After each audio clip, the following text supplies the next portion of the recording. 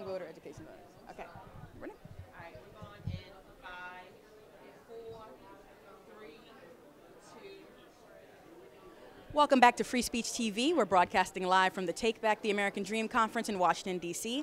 I'm Latoya Peterson of Racialicious.com, and we're here with Biko Baker, the Executive Director of the League of the Young Voters Education Fund. So Biko, welcome. Thank you for coming on Free Speech TV. Thanks for having me, Latoya.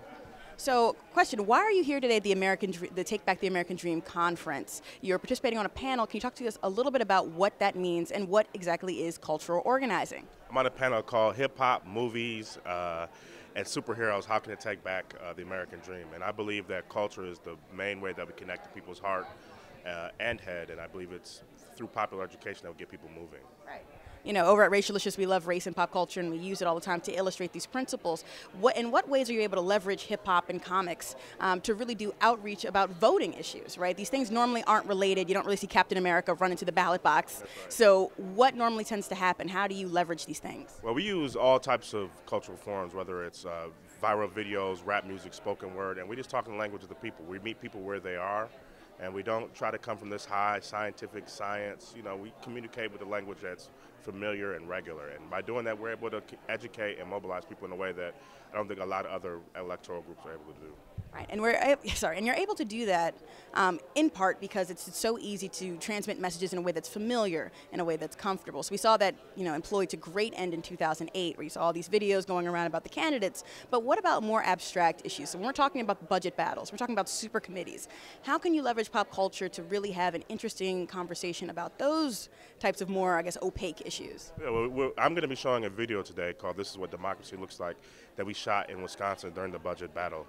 And what we did was gave young people flip cams, and we got all the producers in our network to give us some beats. We put together a video about how did it relate to what was going on in Madison, relate to young people of color. And it was 5 minutes. It made it on all hip hop, and it was about what was going on in Madison. It was about the budget. So if we can do it about that, we can do it about a lot of things. And so what are your goals for young voters? Like, what are the key areas where you want them to be engaged and informed, not just in election cycles, but also, I would assume, all year around in their state and their local governments as well? Well, we're all about making sure that young people of color have a voice. We just banned the box in Wisconsin. We just got the Department of Justice in Texas to push back the voter ID bill. And so we're all about the voice of young people of color. We know that young people of color are voting at higher rates than they ever have before, and it's up to us to not let our voice be taken away. So we're going to be fighting and continue to fight. And in terms of the outreach from the hip-hop community, a lot of our hip-hop artists have been very skeptical about the political process. Why do you think the political process, as opposed to maybe outside organizing, is an effective way to, to affect change in America? Well, it's not the only way, but I always say to people, if voting didn't matter, would they be trying to steal your vote? And through the political process, we're able to implement legislation that has changed the black community specifically for the last 30 years. There's been cutbacks on the Great Society programs of the LBJ era, and it's up to us to fight back. I believe it's not the only voice, but I believe if we stand up using our vote properly, we can do a lot.